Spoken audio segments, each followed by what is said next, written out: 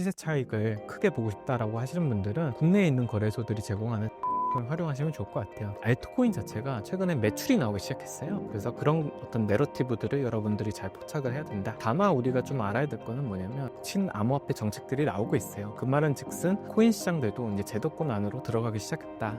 기관 투자자들이 들어올 수 있는 새로운 시장을 만들어 주는 거거든요.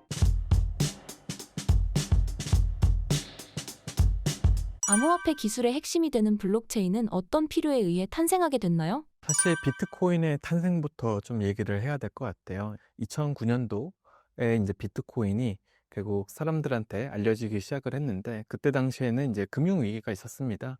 금융위기에서 사람들이 느꼈던 좀 실망감들이 많았었거든요. 이제 중앙화된 어떤 금융기관들이 어떻게 보면 모럴 해저드라고 하죠. 비윤리적인 행동을 했고, 그 비윤리적인 행동이 사실 개인들의 금전적인 피해로 이어졌단 말이죠. 그렇기 때문에 사실 비트코인이 탄생을 한 거예요. 주관화된 기관들이 간섭하지 않는 자유로운 네트워크를 만들어야 된다라고 해서 나온 것이 사실 비트코인입니다. 이 비트코인 이제 시작으로 사실 그때부터 비트코인이 갖고 있었던 이제 문제점을 해결하기 시작했던 것 같아요. 그래서 뭐 대표적으로 이더리움이 있죠. 이더리움 같은 경우는 비트코인이 갖고 있는 문제점을 이제 잘 포착했어요. 그때 당시는 이제 비트코인을 사실 교환의 매개체로 사용을 하려고 했었거든요. 근데 사실 이 비트코인 네트워크를 직접 사용해 보실 분은 지금도 느낄 거예요. 굉장히 느립니다. 보안성은 높지만 굉장히 느리기 때문에 사실 이걸 일상생활에 쓴다는 거는 굉장히 어려움이 있어요.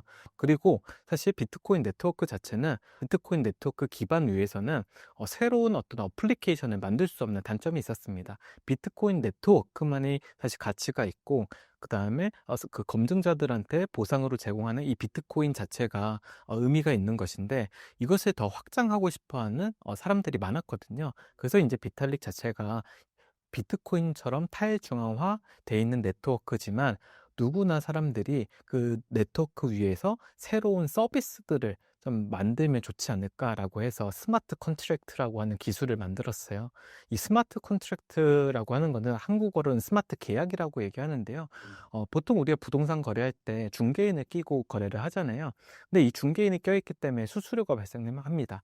근데 이 스마트 계약을 활용하게 되면은 사실 A와 B 거래 당사자들이 원하는 조건들을 쭉 나열을 하고, 그것을 이제 코딩을 해서 만약에 선제적으로 그 계약 조건들이 다 완료가 되면은 서로 교환이 일어나게 만들어 놨어요. 근데 이 기술이 굉장히 의미가 있었습니다. 누군가는 A라는 토큰을 B라는 토큰으로 교환을 하고 싶잖아요. 이 교환 자체도 중간에 중개인이 있는 게 아니라 그냥 스마트 컨트랙 하나로 서로 교환할 수 있는 메커니즘을 구현했거든요. 그래서 사실 비트코인, 이더리움이 있는 것이 아니라 결국 이더리움과 비트코인을 다른 이종 어떤 자산으로 교환할 수 있는 하나의 시장으로 좀 변한 것 같아요. 또 거기서 더 나아가서 사람들이 스마트 컨트랙을 활용해서 대출도 해줄 수 있는 거죠. 너가 언제까지 나한테 매년 일정한 어떤 금리를 제공한다면 나는 너한테 스테이블 코인을 내주겠다라는 계약도 사실 은행이 있어야지만 가능한 건데, 이 스마트 컨트랙 하나로, 스마트 계약 하나로 사실 당사자들끼리 계약을 작성해서 사실 거래를 일으키면 되는 거거든요. 이런 어떤 계약 시스템이 어떻게 보면 조금 바뀌었다. 그래서 기술이 계속적으로 그때부터 발전을 해온 것 같아요. 그러고 나서 좀 발전사를 살펴보면은 가장 컸던 이제 태동기는 디파이였던 것 같습니다. 2020년도에 사람들이 이제는 블록체인 위에서 새로운 금융 시스템을 사용을 좀 해도 되겠다라고 하는 목소리가 많이 커졌었어요. 그때 당시 이제 기관 투자자들도 디파이라고 하는 어떤 새로운 금융 시스템이 기존 전통 금융 시장이 갖고 있던 뭐 단점들을 보완할 수 있다라고 하는 어떤 내러티브로 사람들 관심을 많이 받기 시작했거든요. 그때부터 이제 스마트 계약을 중심으로 디파이 시장이 만들어졌고요. 우리가 흔히 쓰고 있는 어떤 교환을 하는 은행에서 만약에 환전소처럼 원화에서 달러로 교환해주는 환전소도 나오고요. 그 다음에 대출을 해주는 은행도 나오고, 또 선물 거래를 할 수 있는 거래소도 나오고, 사실 금융 시스템에 있는 모든 어떤 서비스들이 전부 다 이제 블록체인으로 올라가는 시점이 있었습니다. 이때 이제 사람들이 집중했던 기술 자체는 결국 스마트 계약과 그다음에 이제 오라클 서비스라고 하는 이제 기술이 굉장히 인기를 끌었죠. 이제 사람들이 금융 데이터를 갖고 와서 혹은 거래 데이터를 갖고 와서 금융 거래를 해야 되잖아요. 우리가 이더리움 1,000원짜리 이더리움을 뭐 만 원짜리 비트코인으로 바꾸고 싶은데 이것을 교환하려고 하면 그때 시점에 가격이 필요했거든요. 그때 시점의 가격은 누가 제공할 것인가?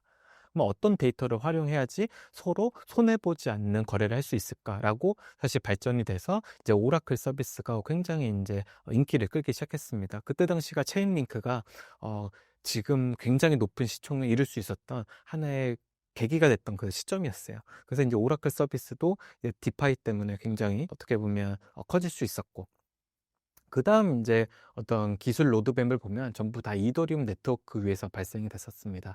이더리움이 또 갖고 있는 페인 포인트는 비트코인 네트워크보다는 훨씬 빠른데, 그리고 비트코인보다는 훨씬 저렴한데, 사실 일반 사용자들이 사용하기에는 굉장히 부담스러운 체인이었어요. 당시 거래 하나를 보내려고 하면 5만 원에서 10만 원이 들었습니다. 일반 사람들이 사용할 수 있는 수준은 아니었어요. 그리고 트랜잭션이 하나 컨펌 되는데 1분에서 3분 정도가 소요됐거든요. 그렇기 때문에 이것을 어떻게 해결할 수 있을까? 어떻게 더 빠르게 만들 수 있을까라고 하면서 이제 알트 레이어 1들이 나오기 시작한 거죠. 여러분들이 좋아하시는 솔라나, 그다음에 수이, 그다음에 BNB 체인이라고 하는 어떤 새로운 어떤 레이어 1들이 이제 나오기 시작을 했고요. 그러고 나서 이더리움이 자신들의 문제점을 해결하고 싶다, 자체적으로. 그래서 레이어 2라고 하는 기술을 만들었고, 레이어 2의 이제 기술의 핵심 자체는 롤업입니다. 롤업은 이제 중요한 데이터만 모아서 이제 이더리움 네트워크에 이제 보내야 되잖아요. 그 보낼 때 이 롤업이라는 기술로 보내는 거거든요. 그래서 롤업이라는 이제 기술이 탄생하고서 이더리움은 조금 더, 기존까지는 혼잡한 거래들이 많았는데 이 거래들이 조금 줄어들기 시작을 했고, 그에 따라서 더 빠르고 더 싼 사실 체인으로 바뀔 수 있었어요. 물론 가격적인 어떤 부작용은 생겼지만요. 근데 어쨌든 기술적인 흐름으로는 결국 이 레이어 2와 이 롤업이 나오고 나서 굉장히 시장이 많이 좀 변한 것 같습니다. 그 이후로는 뭐 여러 가지 어떤 무브 기술들, 그러니까 책에도 써놨었는데, 이더리움 자체는 솔리디티라고 하는 어떤 개발 언어로 개발을 해요. 근데 솔리디티가 조금 취약점이 좀 많습니다. 배우기는 쉬운데 취약점이 많아서, 그러면 이것보다 더 좋은 언어, 그 다음에 보안성에 취약하지 않은 언어가 뭐가 있을까라고 해서 사람들이 사용했던 게 이 무브 언어고요. 이 무브 언어가 사실 주목받기 시작을 하면서 사실 수이와 앱토스, 여러 가지 어떤 다른 알트 레이온들이 상승할 수 있었어요. 그래서 이런 어떤 기술 흐름을 갖고서 계속적으로 발전해 왔던 것 같아요. 뭐 언급하지 않은 세부적인 어떤 기술들은 이 책을 보시면 알 수 있습니다. 이번 신간 알트코인 투자는 어떤 분들이 읽으면 좋을까요? 저는 개인적으로 알트코인에 대해서 부정적인 의견을 갖고 계신 분들이 읽었으면 좋겠어요. 알트코인이 투기 자산이라고 말씀은 하지만, 사실 앞서 말씀드린 대로 기술적 발전과 함께 발맞춰서 성장하는 하나의 시장이거든요. 앞으로는 더 중요해질 겁니다. 그래서 지난 10년 동안 있었던 일들을 하나하나 상세하게 적어놓은 책이에요. 그래서 역사책 보듯이 과거에는 이런 어떤 일들이 있었고, 시장에 문제가 있었고, 그 문제점을 해결하기 위해서 어떤 기술이 개발이 되었는지, 그 기술이 개발됨에 따라서 어떤 코인들이 상승을 했는지를 좀 쉽게 보실 수 있습니다. 그래서 코인 투자를 처음 하시려는 분도 괜찮고요. 혹은 알트코인에 대해서 굉장히 부정적인 의견이 있는데 내가 이 책을 읽고서 너를 한번 비판해 볼게라고 하시는 분들이 읽어주셨으면 좋겠어요.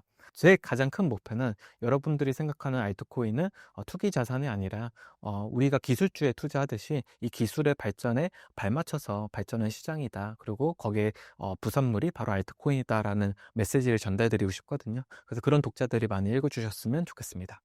코인 투자를 하는 분들이 꼭 알아야 하는 암호화폐 기술은 어떤 것들이 있나요?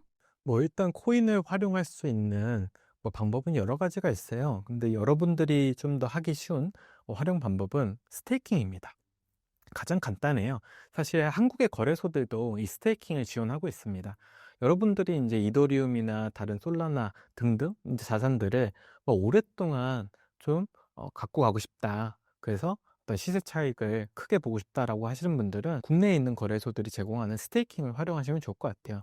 그냥 갖고 있으면 사실 아무런 이자를 주지 않아요. 근데 스테이킹을 활용하면 이자를 제공해 주거든요. 근데 그 이자 자체가 여러분들이 그 법정 화폐를 은행에다 맡기는 것보다 높습니다. 그래서 사실 손해볼 게 없어요. 그래서 저는 스테이킹을 많이 하셔라라고 하는 좀 말씀을 많이 드리고요. 네, 그래서 장기적인 관점으로 좀 코인을 봐주셨으면 좋겠어요. 네. 이번 신간 알트코인 투자에서 크립토 투자 내러티브 전망에 대해 적어주셨습니다. 해당 내용을 소개해 주신다면요? 크립토 내러티브는 결국 기술 내러티브입니다. 그래서 앞서 말씀드린 대로 시장의 문제 해결하기 위해서 기술 발전이 있었잖아요.